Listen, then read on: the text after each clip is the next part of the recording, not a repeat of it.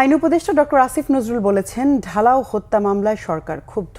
জানান, কিছু কিছু বিরোধে লিগ্যাল এইডের মাধ্যমে নিষ্পত্তি ছাড়া আদালতে মামলা করা যাবে না, এমন আইন করতে যাচ্ছে সরকার। তাতে আদালতে মামলার চাপ 40% কমে আসবে বলে আশা তার। ঢাকা দক্ষিণ সিটির মেয়র পদের গেজেট নিয়ে আইন উপদেষ্টা জানান, নির্বাচন কমিশন স্বাধীন প্রতিষ্ঠান, তারা তা করতেই পারে। আহমেদ সরোয়ারের রিপোর্টে বিস্তারিত।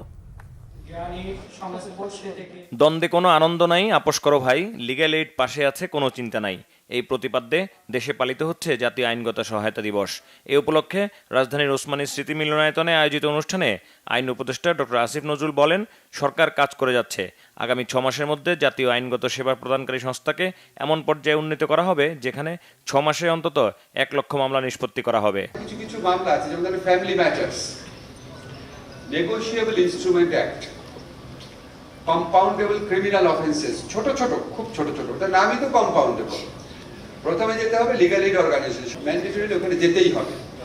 এই প্রক্রিয়াতে আরো কি কি মামলা নেওয়া যায়, শুধু নেগোশিয়েবল ইনস্ট্রুমেন্ট অ্যাক্ট বা কম্পাউন্ডেবল ক্রিমিনাল অফেন্স বা ফ্যামিলি ম্যাটার্স না, আরো কি কি মামলা নেওয়া যায় সেটা আমরা পরীক্ষা করে দেখছি। আমরা সিপিসির যুগান্তকারী কিছু অ্যামেন্ডমেন্ট করেছি।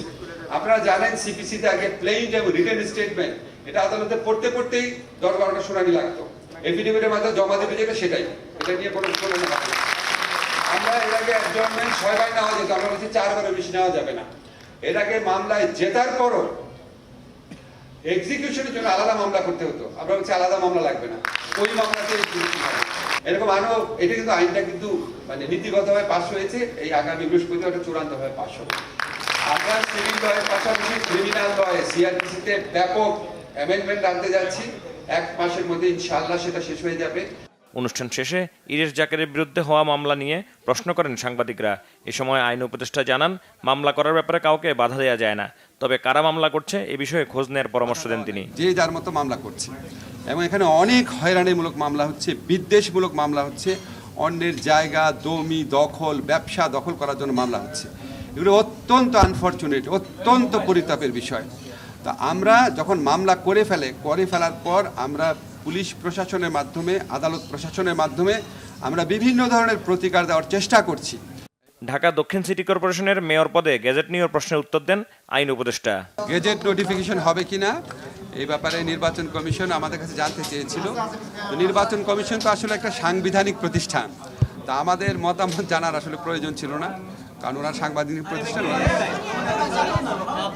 ওনারা সাংবিধানিক প্রতিষ্ঠান, ওনাদের সিদ্ধান্ত ওনাদেরই নেওয়ার কথা।